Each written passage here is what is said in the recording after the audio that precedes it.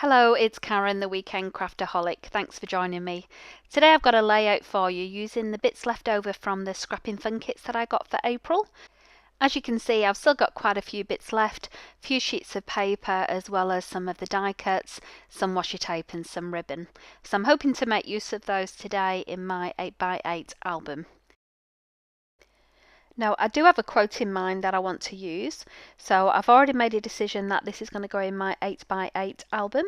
So this is a bit of an unusual size. I don't think you've seen me scrap this yet, but this particular quote that I've got on a 6x4 sheet, probably a bit too big for my pocket page notebooks and not quite big enough for a 12x12 spread. So the 8x8 is a good compromise in the middle.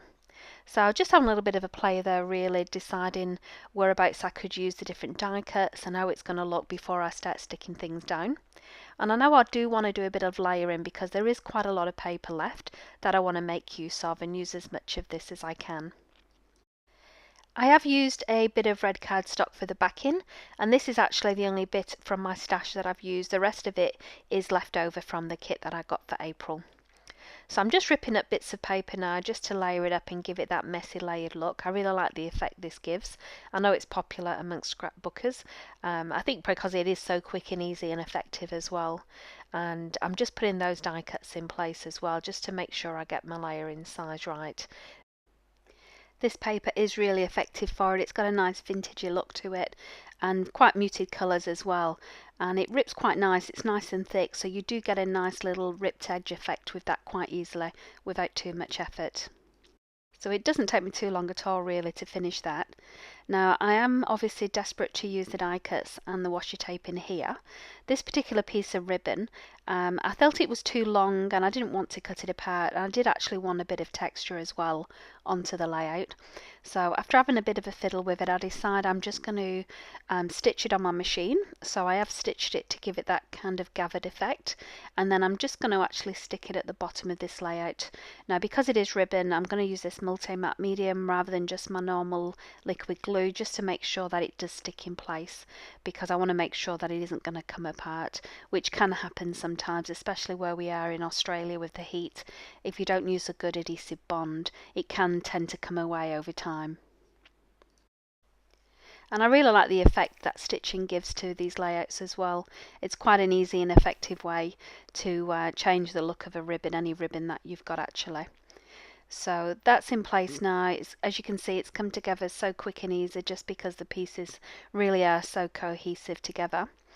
Now I'm just using a normal liquid glue now just to apply on the back, because there's a lot of well, lattice work as I would call it on the back. I'm just using this Zig glue pen because I know it dots on quite easily in between those pieces. If any of it does happen to squish out, it does dry clear as well, so this is one of my favourite pens to use when I'm trying to stick down anything that's got a quite intricate design to it. I have already used this Scrapping Fun kit for April, and I'll link the video at the end of it in case you've not seen that yet, just so you get a feel of what was actually in the kit for the month of April from Scrapping Fun kits. As I say, this really is just the leftovers that I was using from that kit. Now in my original video I didn't get the opportunity to use these cute little die cuts, and this one here that I'm using of the poppies right now and the Eiffel Tower, and then we've obviously got those green leaves as well. I did debate whether to include the green or not, but I felt it would be good to have a pop of colour. I think it's always good to try and have at least a 2 or 3 colour tone in any layout.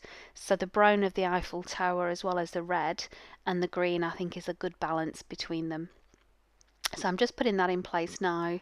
They are very thin die cut pieces, so I'm sticking them down for quite a while just to make sure that they do stick, especially with all of the layers of paper that I've got and the card for the quote as well. It is quite textured now, so I do want to make sure they do stick fully down. Now I didn't realise my camera wasn't turned on, so you don't actually see me sticking the green bits on, but as you can see here, this is where I decided to place them.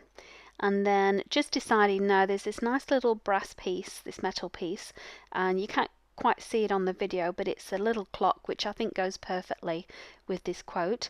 So I've managed to put that at the end of the ribbon. And this washi, this was my favourite bit out of the kit actually. I'm just not sure where to place it, but I guess the good thing about washi is you can move it about and give it a try and remove it if it's not quite what you want. With the green being a little bit higher on the right hand side, normally I would have put it there, but it's in the way now. So instead I'm just going to put it underneath the quote, because I do definitely want to use it just to base that.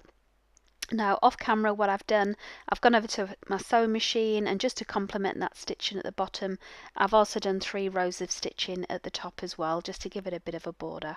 That's my layout done. It was a nice, quick and easy one that came together really easily because of all the products in the kit. I hope you enjoyed watching, and I hope you're inspired to go and do some crafting yourself this weekend too. Hey, thanks for watching. If you've got any comments about this video, please leave them below. I'd love to see them.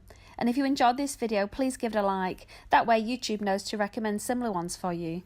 And finally, if you'd like to see more from me, and I hope so, please subscribe by clicking the link below. I post new content every weekend.